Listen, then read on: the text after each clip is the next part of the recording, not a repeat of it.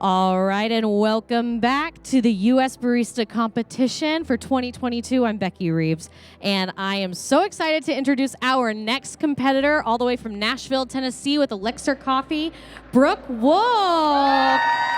Here come your judges. Good luck, Brooke. Hi, how are you? Hi. Hi, how are you?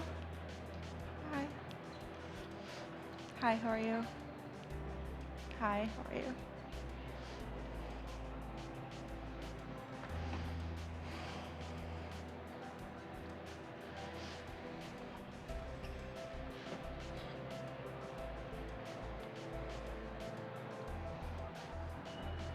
Awesome. Can I get my music?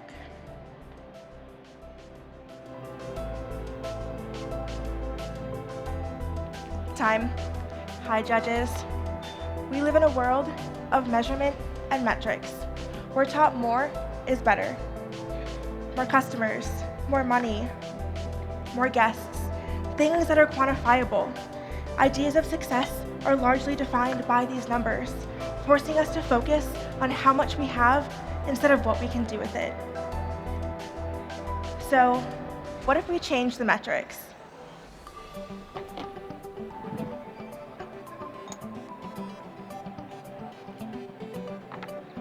I'm gonna grind your coffee. Please write down the tasting experiences for your espresso and milk course listed on the menu cards in front of you, and I'll be right back.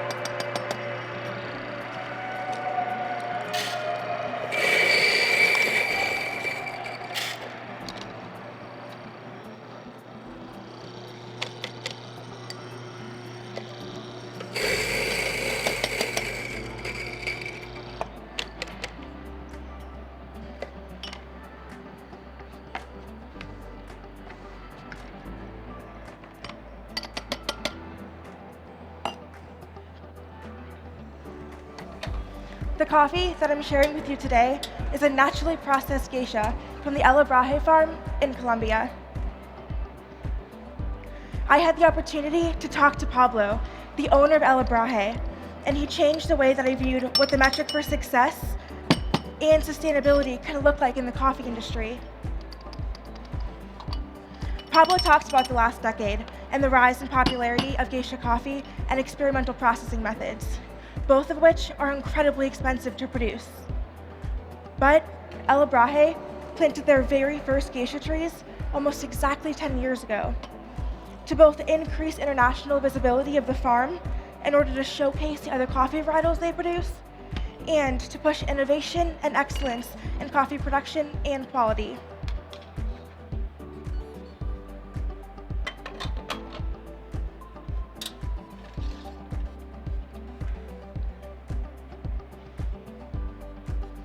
El Abraje now has over 14,000 geisha trees in production. This number might sound like a lot, but it makes up only about 5% of the El Abraje farm. What drew me even closer to the El Abraje story is that only 25% of the land is used to grow coffee, while 60% is devoted to reforestation to become a natural forest reserve. While they could be using most of the land to grow coffee, they instead dedicate over half of the land to make a more meaningful impact on the environment, finding a balance between economic and environmental sustainability for themselves and their community.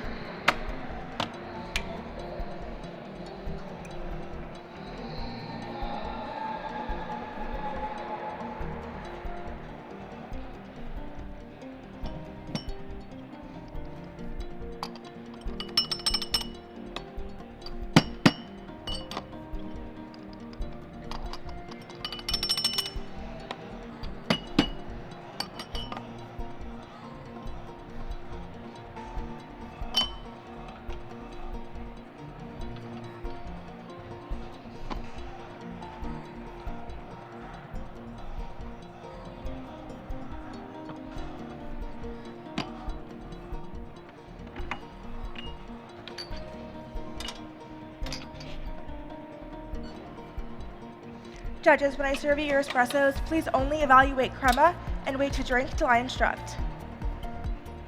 My espresso recipe is 18 grams in, 45 grams out, in 23 seconds. I froze the coffee beans on dry ice, producing a more uniform grind size, allowing for a coarser grind setting, which accentuates sweetness in the cup and produces a silky tactile. I'm also using frozen coasters to more quickly and gently cool the espresso, bringing sweetness, acidity, and bitterness into balance.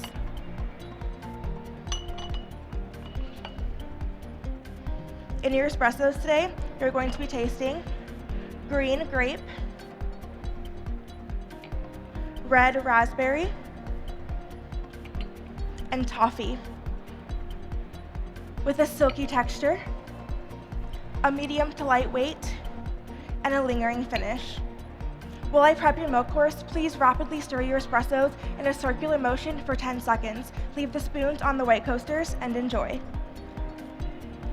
You know what to do. Hoot and holler for those espressos.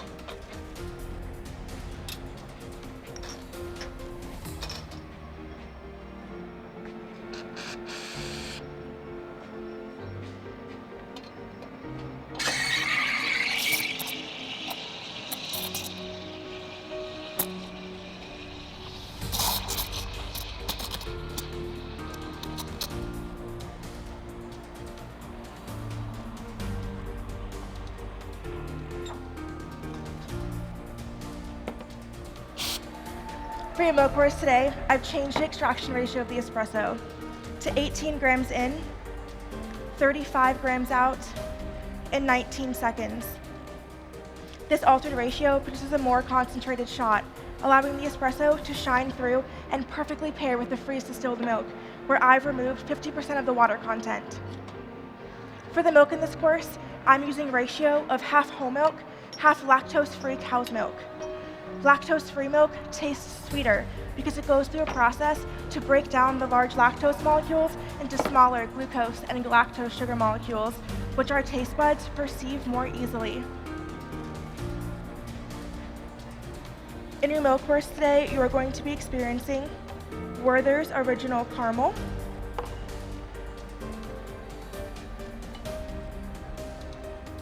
and Peaches and Sweet Cream.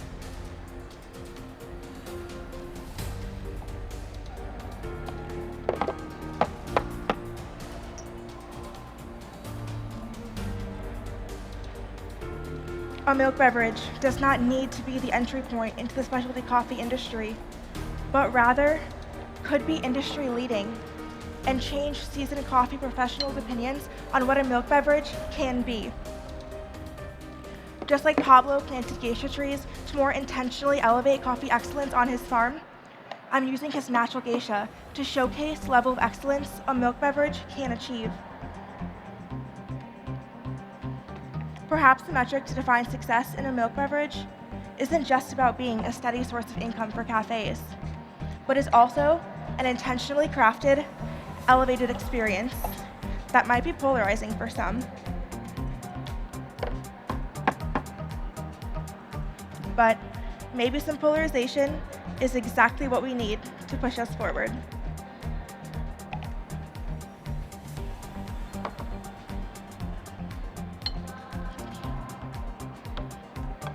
Let's hear it for those milk drinks.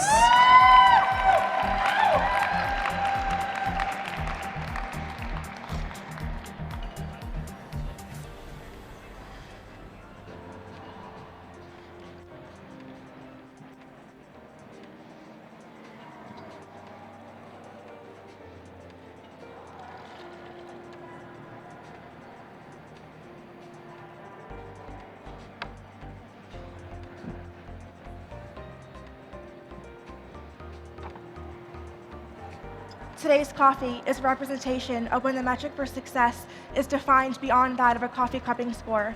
It's instead a combination of coffee quality excellence, listening to community needs, and creating a sustainable farm, community, and natural world. When I first had the privilege of experiencing this coffee, the delicate florals and sweet citrus notes reminded me of a well-crafted gin cocktail, reminiscent of a gin-based aviation. So for my signature beverage, I'm highlighting these florals and complex acidities to showcase this coffee's incredible potential. One of my favorite things about this coffee is its sparkling acidity.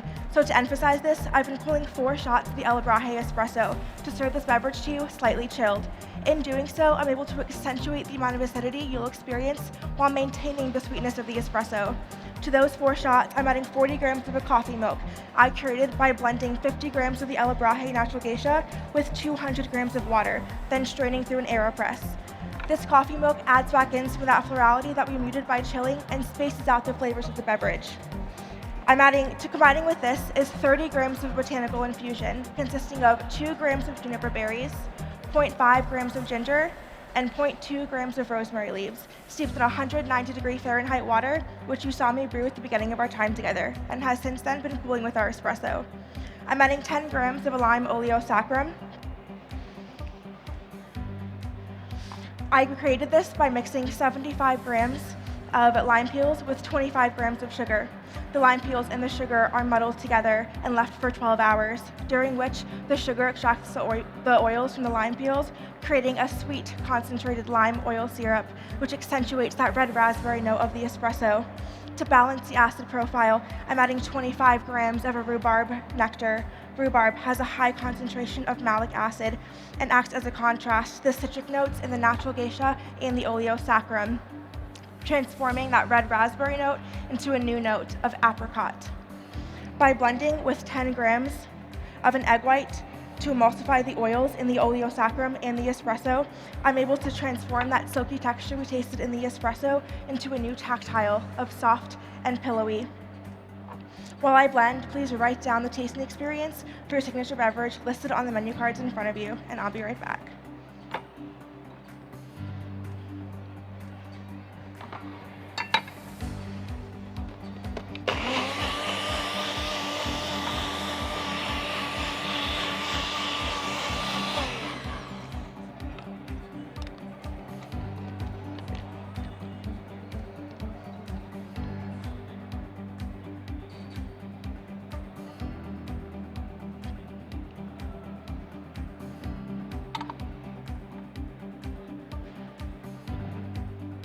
Judges, please wait to drink till I call time. Then swirl for 10 seconds to fully reincorporate that foam and take in the gin aromatics. And then take 2 big sips. On these sips, you'll experience a soft and pillowy texture, lavender, apricot, and a sweet key lime zest.